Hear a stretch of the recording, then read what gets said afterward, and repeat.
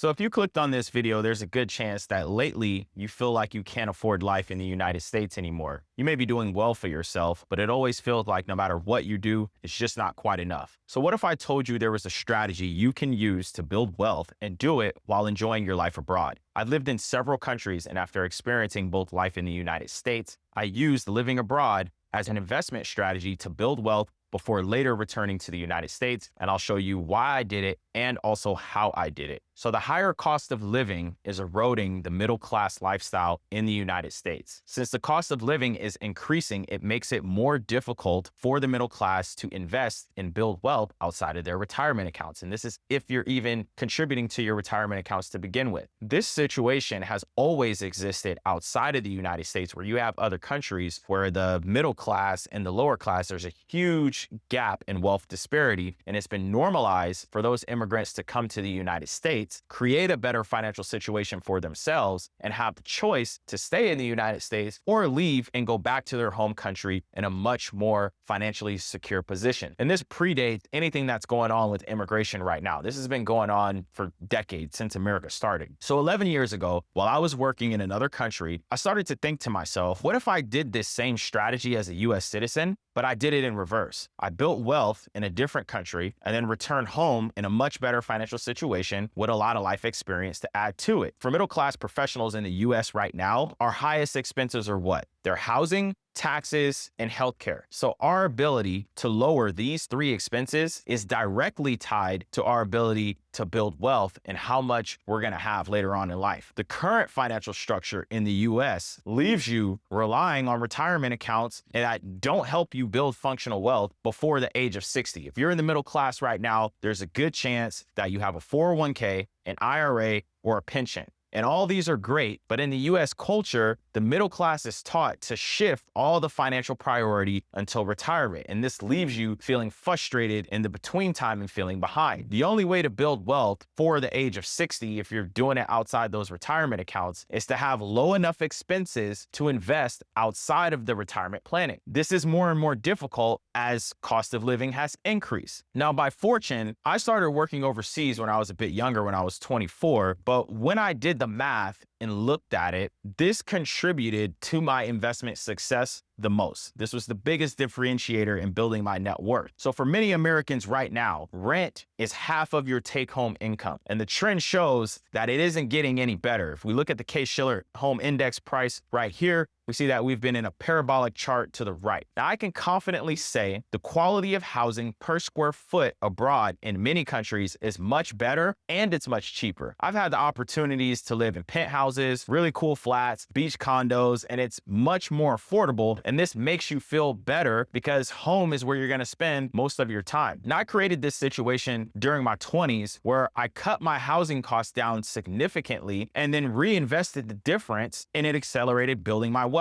So this strategy only isn't limited to using when you're young. I've met many working class professionals in the United States that had to hit the reset button on their finance due to divorce or a major life change. And this strategy of living abroad can help you get back up quick, fast, in a hurry. And trust me on this one, I've lived it and I've met many people that have done the same thing. So we've reached a point in the United States where it's a situation where it is a winner-take-all economy. The largest portion of your income, besides housing, is going to go to the federal government in taxes. So if we can tap into saving on the amount that we pay in taxes, this can substantially increase our ability to build wealth. The IRS has what's called Form 2555. This is also known as the 330 law. This law states that if you remain outside of the United States for 330 days and you conduct your day-to-day job functions outside of the United States, you may be eligible to pay no federal taxes up to $130,000. And I used this exact law for 8 years. The tax savings that I was able to get alone more than paid for me living abroad. You could end up saving up to $20,000 in a single year that you're giving away to the IRS already in the form of taxes. And then this money can be used to reinvest and multiply your wealth. This gives you the options to buy real estate in the United States, buy stocks in the United States, and it puts you in a much better financial position. Remember, when you're using this, living abroad does not have to be a permanent living situation. Living abroad in the short term ended up saving me thousands of dollars that I then used to jumpstart my portfolio and then purchase the real estate, the stocks, and all the other assets using this one tax code alone. And this tax code especially starts to kick in for any type of solo online entrepreneur. Let me give you a few examples. So if you earn money on YouTube or online coaching, doing consulting or online freelancing, coding, any of those type of professions, you can conduct your business outside of the United States remotely while maintaining your US citizenship and pay zero in federal taxes. And when I used this strategy, this saved me well over $100,000 in taxes that I otherwise would have given to the IRS.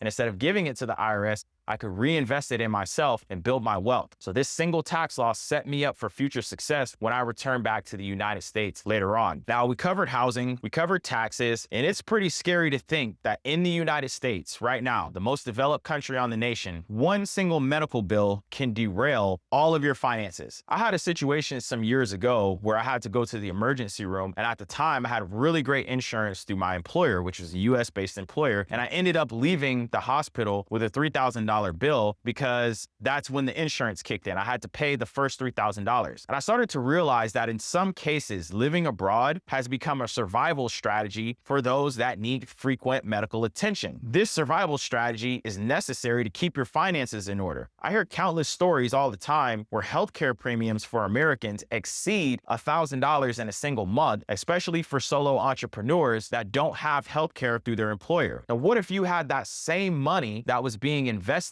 into building your wealth? Because there's no ROI on healthcare premiums. It's use it or lose it. If you don't go to the hospital, you're paying these high premiums, you get no return on investment. When we compare our healthcare system to healthcare systems in Latin America, where costs can be up to 90% lower, we can look at the chart right here that's given to us from the World Bank, and we see that all the way out on the right, Americans are paying by far the highest healthcare costs, and we don't even live the longest. You have Latin American countries that have a higher life expectancy and pay under $1,000 a year in total healthcare costs. So here the numbers tell me that if one single medical condition can ruin all of my finances, then moving abroad could potentially be the difference maker over the long run between being rich and being poor, depending how serious this medical condition is. So I had went back and I was curious and I calculated all of my tax savings, all of my housing cost savings, and all of my healthcare savings, and I added all that up and adjusted for inflation. This came out to close to $40,000 a year that I was saving. If we look at an average long-term return of 8%, that means that this decision alone of living abroad netted me close to $500,000 over the long run. Now, this doesn't include any retirement savings and rental income that you receive. So we can quickly see that one of the fastest ways to build wealth, you're in the middle class right now, is lowering your tax obligation, lowering your mandatory overhead costs in healthcare and housing, and making a clear decision to live your best life and not be trapped by the messaging that we receive in the middle class that the only way to be successful is to save in your retirement accounts and stay in America. You do have the ability to take control of your life and do things abroad. So let me know in the comments if you've ever thought about living abroad and which countries you've looked into. And we covered on this video today how this can be a good long-term financial decision, but we also need a strategy in place to capitalize on all the extra savings if you're living abroad. You don't want to just waste this money. So if you want to see a full breakdown on the simple strategy that I used while I was living abroad to take my portfolio from $0 to $800,000 in 8 years, even though I knew nothing about investing when I first started, go ahead and watch this video that's going to be linked above.